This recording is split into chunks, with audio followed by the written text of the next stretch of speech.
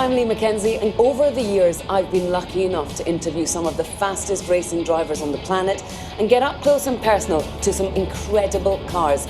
But today I've come to Long Island, New York to meet a world record breaker, a man with the most remarkable driving story that I've ever heard, a man who's driven over 3 million miles in the same car.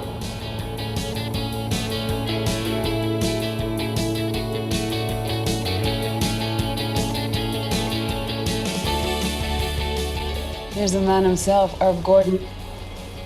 And the car. This is great.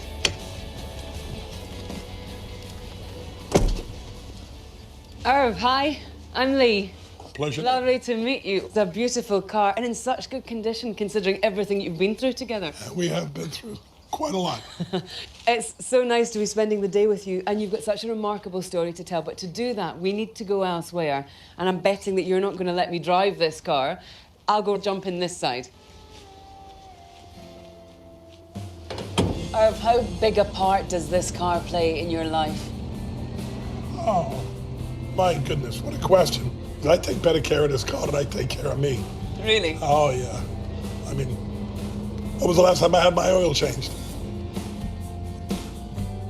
Can you ever imagine life without this car? No, this is really part of my life. I've had this car 50 years. That's hard to believe. 50 years. It's such a pleasure to be part of this because every time that the wheels are turning, you're continuing to break your own record. That's for sure. Every mile it goes on, it makes it just that much harder for somebody else to catch me.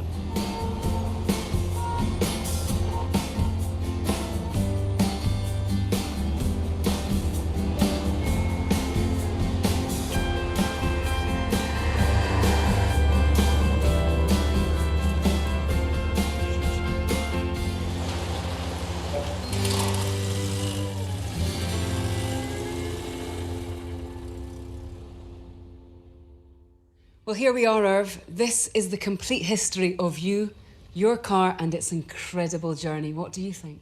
Wow, this is absolutely fantastic. And it's all here. Now, 50 years ago, you bought this beautiful Volvo P1800. And incredibly, after a staggering 3 million miles, which is the equivalent of going to the moon and back 6 times, you're still driving together on the road. So this is your story, Irv, and your car, and what keeps you both together.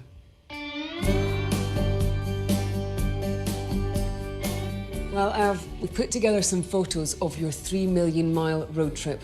Does it bring back some memories? This is terrific. You guys really did your homework. I recognise that building. I actually went past it this morning, but I imagine you've been past it countless times. I see the Chrysler building every time I come into New York City. It's a beautiful building. It's one of the landmarks. It's just something you always look forward to seeing.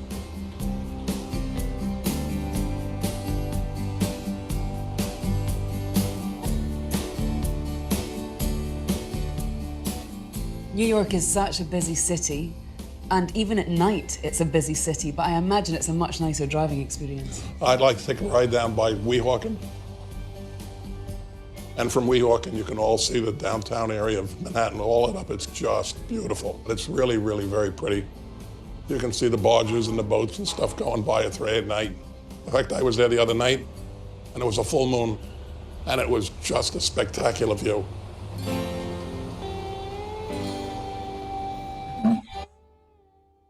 So when you want to get out of New York, I imagine you head out over one of the bridges, the skyline opens up, you take a deep breath, everything must seem good.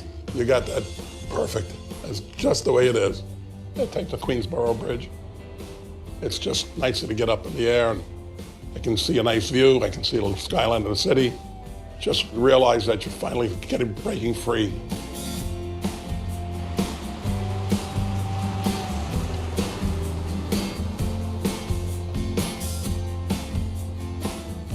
The fall is probably the best time to take a little ride, especially heading north. This time of year, the leaves are turning color, and I blend right into the colors.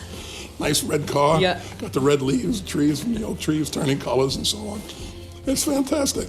Sunlight, leaves, Hills, open countryside. It's the only way to travel. You don't strike me as someone who wants to be a record breaker. I never had that intention. I mean, I was just doing my thing. Everything was possible. I just wanted to be part of the American dream.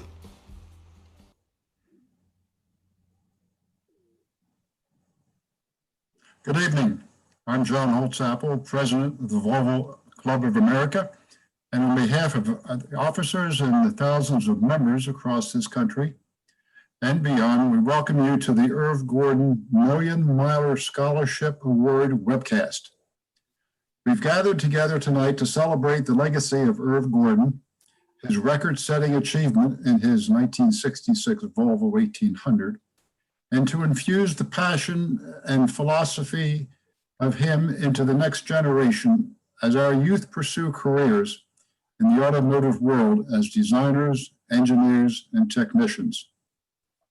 Irv was a lifetime club member and the most popular and recognized club proponent and brand ambassador across Europe, Australia, South Africa, China, and over half the 2,000 Waffle Houses in the US. I'm joined tonight by some folks who were part of Irv's 52-year, 3.3 million mile journey, friends, families, mechanics, and corporate associates. With us tonight is the former head of Volvo Cars of North America Corporate Communications Department, who recognized Irv's accumulating mileage achievements back in the 1970s and brings to us what it meant to Volvo brand at that time. Please welcome Bob Austin. Thank you, John. It's a pleasure to be here tonight and a pleasure to talk about my old friend Irv. And in order to do that, I'd like to tell you a little bit about my time with Volvo, how I started there, what I did before I was there, because it's one of the reasons why Irv and I hit it off very well and began a relationship that was mutually beneficial to Volvo and to Irv and to all of us today. It was actually 50 years ago that I joined Volvo, and that's actually hard for me to believe. I had been a high school teacher prior to that, and interestingly, so had Irv. Okay, I joined Volvo because I loved cars, and the way into a car company in those days was through the consumer affairs department. And so I took this consumer affairs job where every day you would get a huge stack of mail and an endless number of phone calls from people who had bought your car, and in many cases at Volvo were very happy with their experiences with the car, and occasionally they weren't so happy. But I was in consumer affairs for about a year. I had a whole series of other jobs inside of Volvo, and in 1978, I became the head of Volvo Public Relations. And just after taking that job in public relations, my phone rang one day, and it was a very nice man named Irv Gordon. Irv Gordon had a 1966 Volvo 1800. He liked it. He told me the very first weekend he had it, he put 1,500 miles on it, and that he drove this car every opportunity he got. And at that point, he had 650,000 miles on his car. It's like 650,000 miles. Most people couldn't imagine at that time a car that would even go 100,000 miles. Most people felt cars were ready to be turned in and get a new one when you had 50,000 miles on it. He had 650,000. And he said, can I come out and speak to you? Would you be interested in doing anything with me? And I said, you bet. And he seemed shocked. I couldn't figure out why he was shocked. I said, may I ask why you're so shocked? And he said, well, yes, I wrote Volvo back in the early 70s, 70, 71. And at that time I had 350,000 miles on my car. And someone in consumer affairs wrote me a letter and said, thank you very much for telling us about your experiences, and we wish you many more thousands of miles of happy motoring, and basically blew him off. And I thought, Irv, do you still have that letter? Was it me who wrote that letter? And we checked and it wasn't me, thank goodness. But we hit it off very well as two former school teachers. I told Irv we were interested in him right away because we had something operating at the time called the Volvo High Mileage Club. And this is one of our high mileage badges. This is the 100,000 mile badge. And it was a way to differentiate Volvo cars from other cars. It was reasonable to expect 100,000 miles out of a Volvo, but certainly even I was surprised that somebody had 650,000 miles. So we started to work together. And that very day I told Irv, 650,000 miles is fantastic, but if you can hit 1 million miles, I can make you a household name. And so as the years went by, Irv did that and I did it, okay? And in fact, the moment when all of this happened was in October 27th of 1987, in the driveway of one of New York's most famous restaurants, the Tavern on the Green. And we had assembled journalists from all of the networks, all of the radio stations, all of the print magazines. And at that very day, Irv took his then 21-year-old Volvo and turned the last 0.2 of a mile to make it yet a 10th 100,000 miles on his car, making it a 1 million mile car. And it was fantastic. It was a wonderful event. He had a ball. And in a sense, we felt that was probably the end of the story after all. How long does anybody want to drive a car? You would think after 100,000 miles, it would be time for a new car. Not Irv. That just got him started.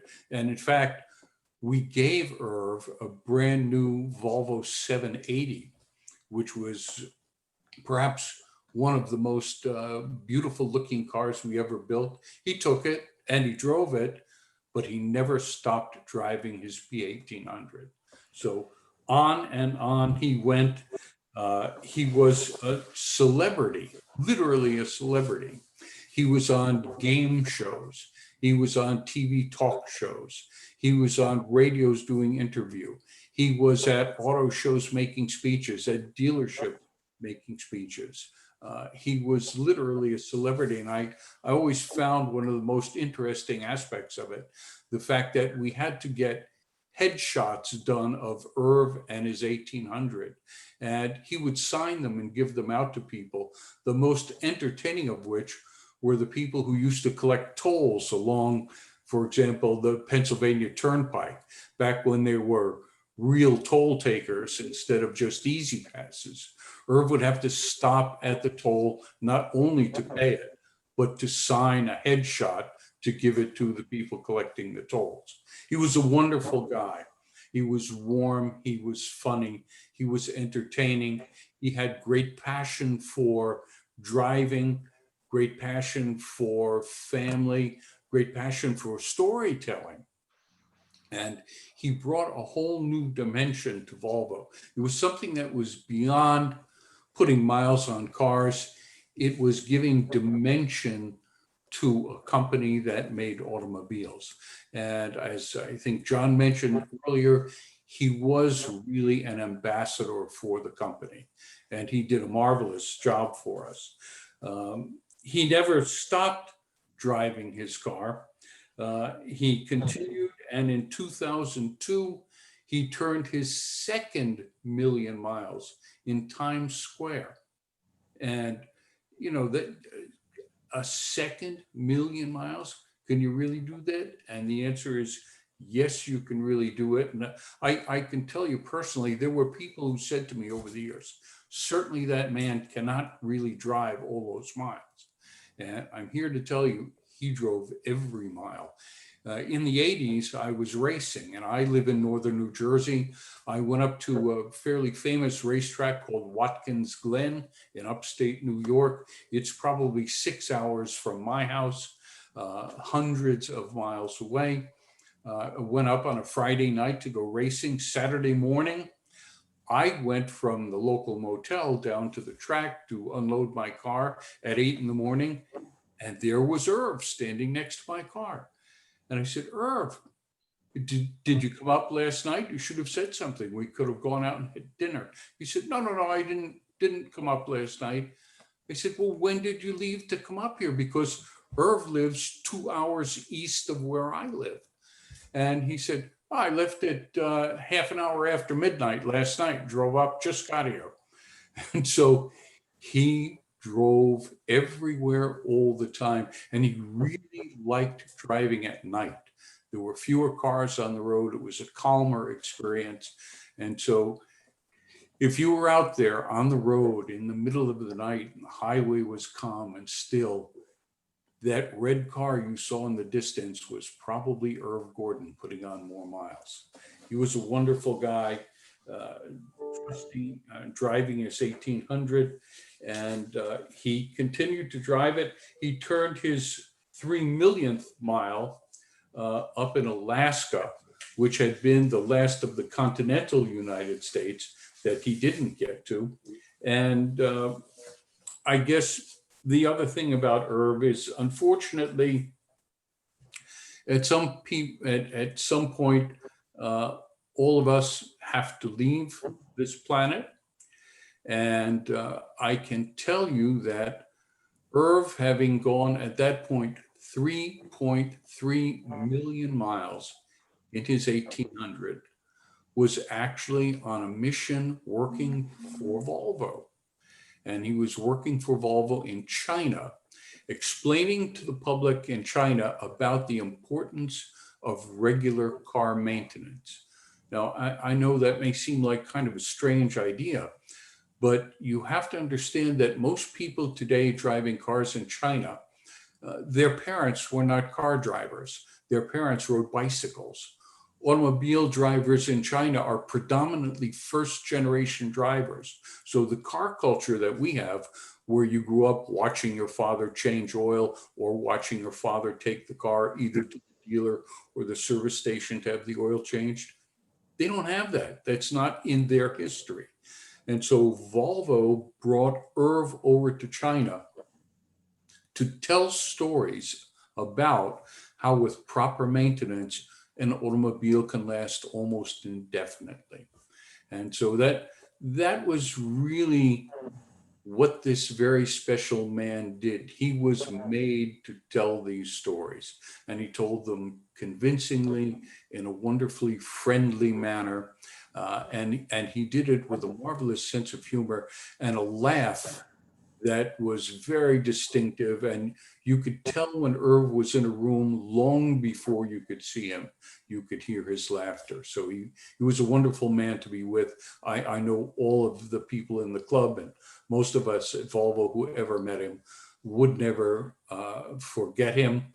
And that really talks about Irv's contribution to Volvo. We will never forget him as a company. He was a wonderful ambassador, but there's another dimension of him that many people are not as well aware of. He raised 2 wonderful daughters. One, and is named Danielle, and unfortunately Danielle, who's living in Argentina, can't be joining us tonight, but his other daughter, Amy, is with us tonight. And I'd like to introduce Amy to you. And she's a wonderful person who can describe Irv's world from the perspective of a daughter and an occupant of the passenger seat. So Amy, the floor is yours. Thanks, Bob. It's always great to see you. And thank you everyone for being here and for inviting me to be a part of this moment. This is very exciting for myself and my family, that my father's legacy will live on for quite some time through this process. I've been asked to talk a little bit about my memories of my father and as a child. And my father was a collector. He enjoyed what I would call shiny things. He liked coins, he liked cars, anything that kind of shined. And he always took very good care of those things. So in addition to the P1800, he also had some antique cars that we would drive around on Saturdays and Sundays in parades. He had a Model T. He had a Crosley Hotshot that I was able to help him restore by going to junkyards on the weekends and getting to watch him weld the metal together. And I told the story once that I got to paint the hubcaps, and that was a really great memory for me for that vehicle. So lots of memories around cars and junkyards with my dad growing up. He loved to drive, as Bob said, and I think that lives on in me. I also love to travel via cars and drive at night. But I remember we'd wake up on a Saturday morning and he'd say, let's drive into Manhattan and go to Delancey Street and go to the markets downtown and go get some fresh knishes from Jonas Schimmel's, which is a Jewish bakery down in the Lower East End of Manhattan. Or if we ran out of maple syrup, he'd decide on a Sunday to drive up to Vermont just to go get another 10-gallon jug, so we'd have it for the weeks coming up. And he really enjoyed doing that in the fall, as we saw in the video. He really loved scenery and seeing things around him. He taught us how to read maps and understand how cars work. And he connected people. He loved to talk to people and get to know people on a personal level. And he was always very welcoming, but don't sit in his car without his permission. That was a real no-no. And I remember having signs up all over the place and they say, do not touch, do not sit. And so we were never allowed to sit in that P1800 with any of tags on our jeans or our shorts. If we had something that might ruin the leather, we'd have to sit on something to protect it. So he really did take care of his things. And that's a testament to who he was as a person. And I'll just share two more memories for me. That car was really small in the back. So traveling, we traveled to Miami in that car one time, I remember, and very small suitcases in that trunk, very few clothes, very tight for about 20 hours in that vehicle, but good memories driving in that car. When I got my license, my father got me a 240 GLT car, red, of course, two-door, lots of fun, stick shift, and that's what I learned to drive on. But I remember before he handed those keys over to me that I was tested on the parts in the engine, how to do an oil change, and how to change my tire. And that's how he would let me know that I'd be okay driving in that car. So he taught us a lot growing up, how to be independent and how to take care of cars. I still do my oil change every 3,000 miles. And I will instill that in my two daughters in the coming years as they grow up and learn to drive. But I just thank you all for allowing me to be here and share some of my memories with you about my father. And I'm so glad that his memory lives on in all of you. So thank you so much. Thank you, Amy, and thank you, Bob, for giving us insight into the man. In the closing video at the end of this program, you'll see a fellow member, engine builder and racer Dwayne Matika, comment on the wear analysis of Irv's engine that he tore apart after 2.7 million miles. But he'll join us now by pre-recorded video with his perspective on the man himself. Dwayne?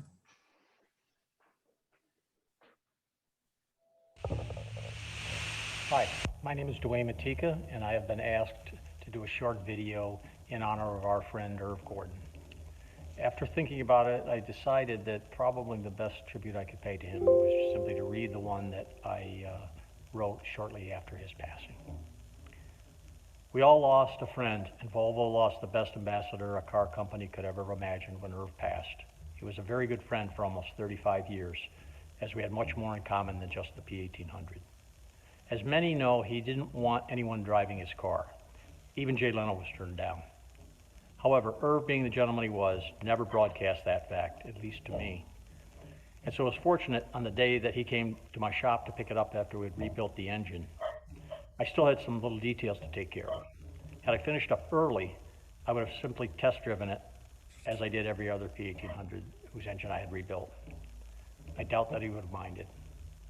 On different occasions in the past, I have had the opportunity at Watkins Glen to have stood beside more than one Formula One world champion.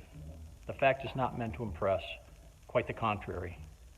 While I have great respect for their accomplishments, they are just men who, like all of us, put their pants on one leg at a time. In fact, the only real difference is that they could drive a race car just a wee bit faster than me. This is the type of humor, slight as mine may be, that Irv engaged in with regularity. At the SEMA show in Las Vegas about 10 years ago, he and I were having dinner with our good friend Mitch Duncan, and Irv mentioned doing an autograph session along with, as he described him, some sort of stock car guy. Well, this, of course, piqued my interest, and after much questioning, it was determined that the man in question was none other than Richard the King Petty, the first 7-time NASCAR Cup champion. No matter to Irv, just as Formula One champions are no matter to me, a commonality for us was not being impressed by celebrity. Always jovial and engaging, Irv's time spent with the King, I suspect, was no different, as Richard is known to be a down-home, friendly Southerner who is both gracious and funny. While I cannot remember the exact wording, Irv essentially ended the session by signing whatever it was he was handing out and giving one to Mr. Petty, saying, "Here, this is for you." Still makes me chuckle. His memorial was hosted by his lovely daughter Danielle, and she obviously was kept busy trying to speak to everyone. While I did spend some time with her, I wanted to tell her that her dad left a happy man. A few hours before his passing, he texted her from China and said he was having one of the best times of his life. She made him very happy, and I'm sure the Chinese welcomed him with open arms and were in awe of what he had done in his life and showed him their great appreciation and respect. I will miss him. Godspeed, my friend.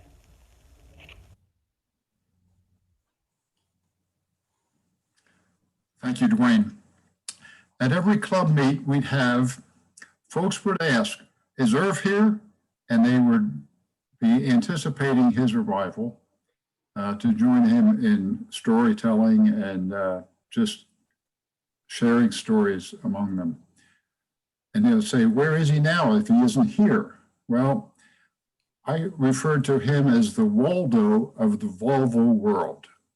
He could have been anywhere if he wasn't at that meet, and that's the only reason he didn't come to the meet, is because he was visiting a dealership or a different country, showing others his car and his passion. After his unexpected passing, we were often asked, "Well, what happened to Irv's car?" Well, here for that answer is fellow club member and himself an owner of an even older red P1800, Vice President of Volvo Cars US Customer Service Group, Scott Doring. Scott? Thanks a lot, John. I'd be remiss if I didn't also share my reflections of Irv before we get to the car itself. But I first met Irv in 1997. I was early in my career at Volvo when I was attending a NACE convention in Las Vegas. And NACE is the Collision Aftermarket Conference. And I really didn't know who Irv was, but he was sort of, he and the vehicle were being showcased in our booth. And I got to meet him before the show started and got to know him. And I was struck by what a warm and friendly and interesting guy he was, and the beautiful car that he had on display, which I really wasn't familiar with an 1800 at the time, but that stuck with me my whole life until I recently bought one, but that's another story. But it was really interesting to see the lines of people that would wait to talk to Irv and how well known he was. Bob spoke to it, but he really was maybe one of the most well-known people within our brand. And I've been fortunate to come up through the company and serve in different functions. And currently I head up the parts and service side of our business. And to call him an idol of mine would be an understatement. I mean, he's been this role model for me for many, many years. I've had many opportunities to meet him. And he always preached about the maintenance of vehicles, which is such a basic thing, but it's so foundational to keeping your car running well. So I was thrilled when I was asked to be able to come here today and talk a little bit about the car and to hear more about Irv. So the happy news is that we were able to acquire the car, and I really want to thank Amy and Daniel Gordon and Bob for allowing us to really continue with the legacy of this vehicle and really preserve the story of Irv and the car. It's such an important part of our history as a company. A few years ago, I was given the job to actually acquire classic cars for our collection. We really didn't have a lot of examples of older cars in our collection, and as I was given that responsibility, which was great for a car guy, I immediately thought, well, what car should we acquire? I mean, there's so many cool cars we've had in our past. There are really two cars that stood out to me as holy grail cars. One was the ST1 car that Roger Moore drove, and we were able to acquire that 1800 a couple of years ago. But even more important to me was at some point I wanted to continue to be the caretaker for Irv's car. To me, that was the most significant car for Volvo in the US. And as I said, we were very fortunate to be able to acquire the car from the Gordon family late last year. So the car is currently sitting in our collection. We had a lot of plans for the car, which frankly were put on hold when COVID hit. Our press PR department has a lot of plans to get journalists in the car. We want to start displaying the car and really continue to talk about the story that Bob started weaving around our brand many years ago around durability and this great personal story around Irv. We do have plans to send this car for a brief period of time over to Sweden, where we open a new brand experience center. And when they heard we were acquiring this car, they were equally excited. It's not just a US story, it's a global story for Volvo. Everybody in headquarters in Gothenburg knows Irv Gordon and knows about this car. So there's a tremendous excitement throughout our company around our ability to acquire this car and preserve its history going forward. Very interesting when we got the car, you know, one thing I didn't know about Irv, but I know now, is he kept a lot of stuff. When you look through the trunk of this car and you see a lot of the memorabilia and all of the parts that he carried with him on all of his journeys, it was just absolutely fascinating. And we haven't changed a thing in the car. I think it's so important to me that we preserve that car exactly as Irv left it and try to just keep that car going indefinitely. So really pleased to have acquired the car and really want to thank the Gordon family and thank VCOA and Castrol for the great scholarship we're going to award tonight and for allowing me to be part of this event. So thank you. Thank you, Scott. At many of the club gatherings over the years, we'd recognized the person who drove the longest distance to the meet. And we awarded them a plaque called the Loose or Broken Odometer Award. But for Irv in passing, that seemed like a somewhat trivial token. And we felt it more meaningful and lasting to establish the million-miler honor that would carry forward his passion and spirit to others. The scholarship was born out of discussions with a previous club sponsor, Castrol Oil Lubrication Products, as they were cultivating a partnership and an exhibit at the Hilton Head Rotary Festival, along with its educational-focused charity, Driving Young America. Castrol's funding and the festival's organization provided the platform on which the club could offer this award to a high school graduate within or endorsed by a club member's household. With sincere gratitude to Castrol for this opportunity, please welcome Tracy Derlick Nauer from the Castrol Marketing Group. Tracy? Thanks, John. On behalf of Castrol, I'd like to thank you for including us in this important program. It is an honor to be able to commemorate Irv's love of driving his Volvo and support students who have a passion for the automotive industry. Irv Gordon was a great ambassador for Castrol.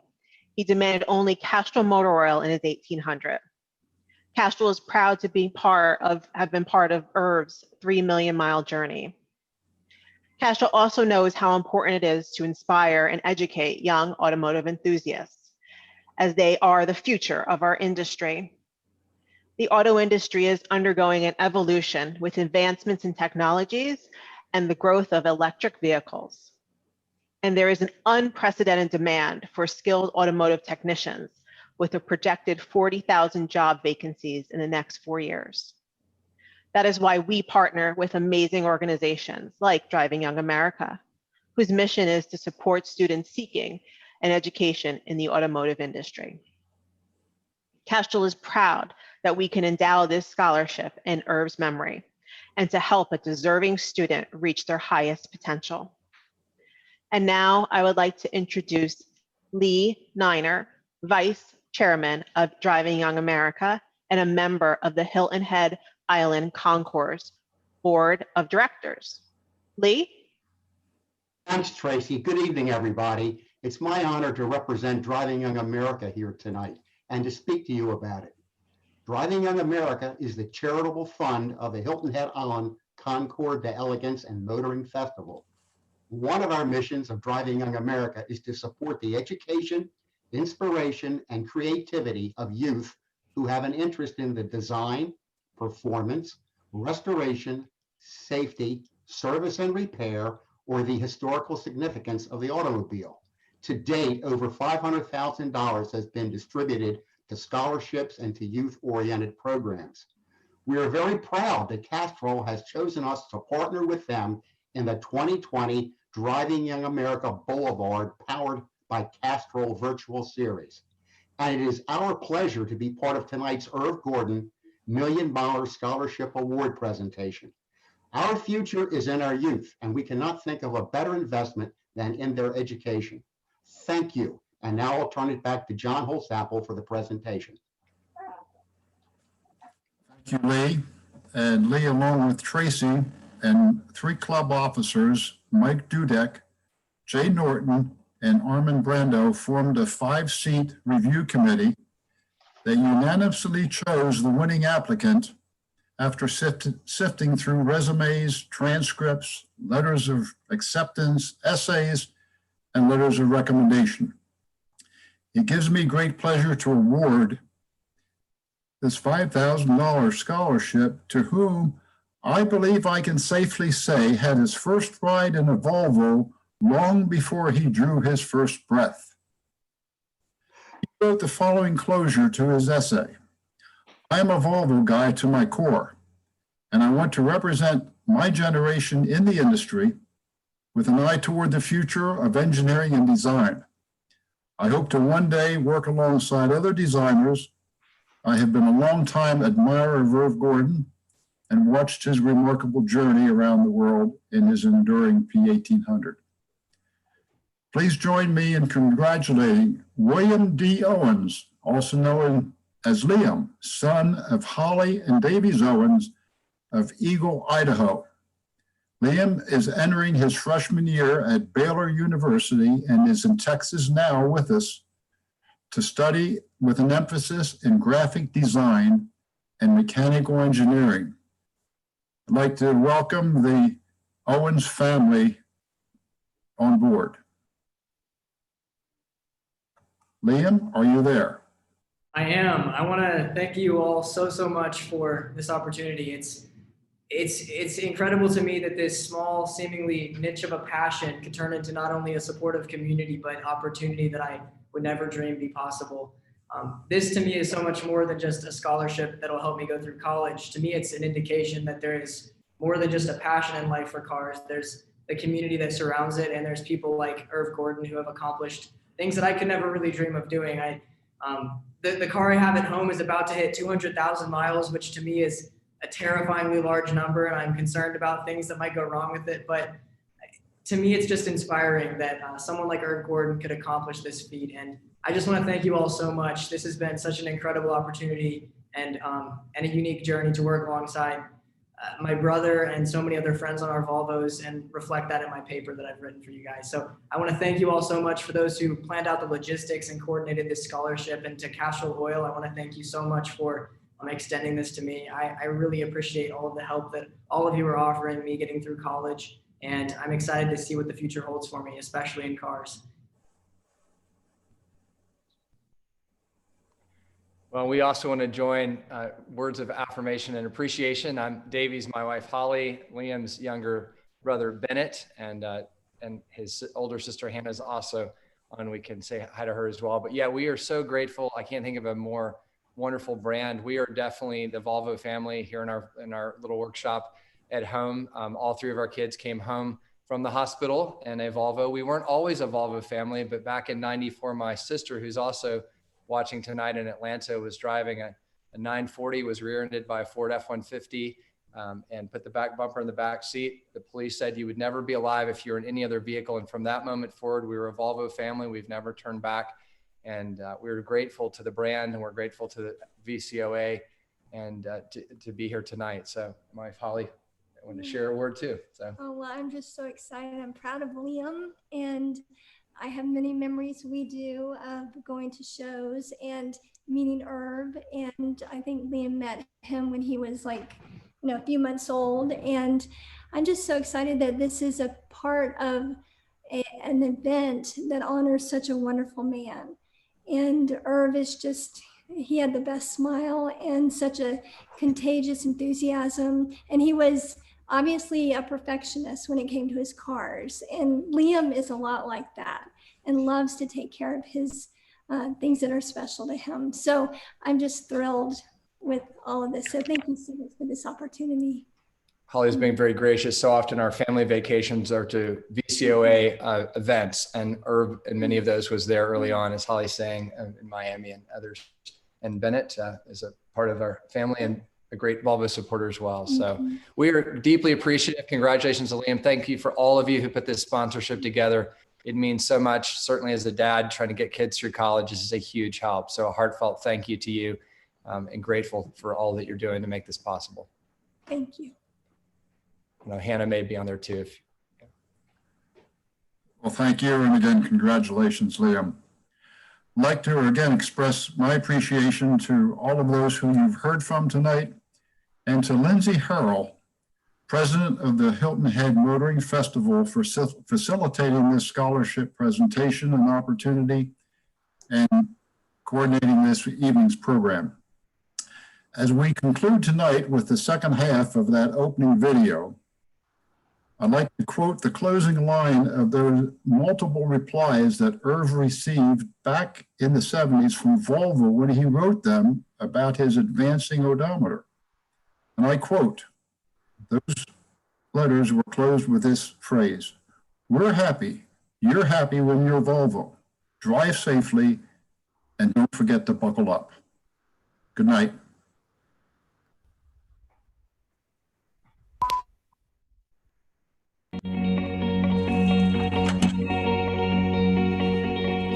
I've been racing cars since as long as I can remember. Caring for them, studying them, pushing and testing them. So when I heard about the record-breaking Volvo P1800 with 2.7 million miles, which now has over 3.2 million miles and is still going, I wondered, how's it possible? How does a car stay on the road 20 times longer than the average car? It takes an exceptional level of care to exceed potential, to optimize output, to establish a world record that may never be broken. I've disassembled over 100 of these Volvo engines. So when I was asked to analyze the engine parts from the world's highest mileage car, what I found was simply astonishing. The camshaft, an original engine part with 2.7 million miles of use, has an amazingly low amount of wear relative to the amount of miles it has been driven. In most Volvo pushrod engines, the camshaft is lubricated by splash, not pressure. So the greatest stress within the engine is between the camshaft lobe and the lifter, making it one of the most oil-dependent engine parts. This camshaft has revolved over 3 billion times. A rotational lift comparison test against an unused cam confirms that the original cam produces the same lift as a cam with 0 miles of use. That's just amazing. After traveling for 2.7 million miles, the cam has only worn 2 1/1000ths of an inch. It still meets the dimensional spec of a new part, a true testament to the oil. Now, as far as the lifter, another original engine part with 2.7 million miles, my analysis showed a minimal amount of wear, which is especially evident when compared to the concave wear of used lifters from another vehicle. The used lifters have 3 times the amount of wear, with about 10% of the mileage of the world record Volvo. While the lifter has held its shape quite nicely, there's also no major pitting of the surface, indicating the Castrol GTX was extremely effective in protecting the metal from both wear and fatigue. The piston from the car's engine has over 2 million miles of use. This piston has gone up and down inside the cylinder over 6 billion times.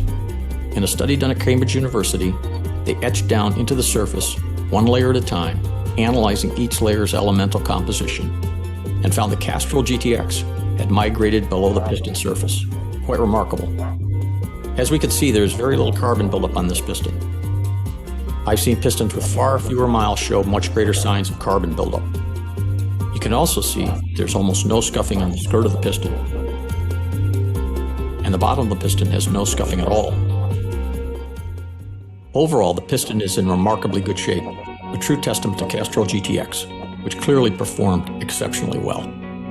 In analyzing these parts, it's quite clear that their condition, even after millions of miles of use, is extraordinary. To me, this is a direct result of engineering, proper maintenance, and the quality of the engine oil. Castrol GTX, the lubricant of choice in this car, extended its life 20 times longer and enabled a world record mileage achievement. So that's how this car's life was extended 20 times longer than expected and set a world record in the process. Castrol, it's more than just oil, it's liquid engineering.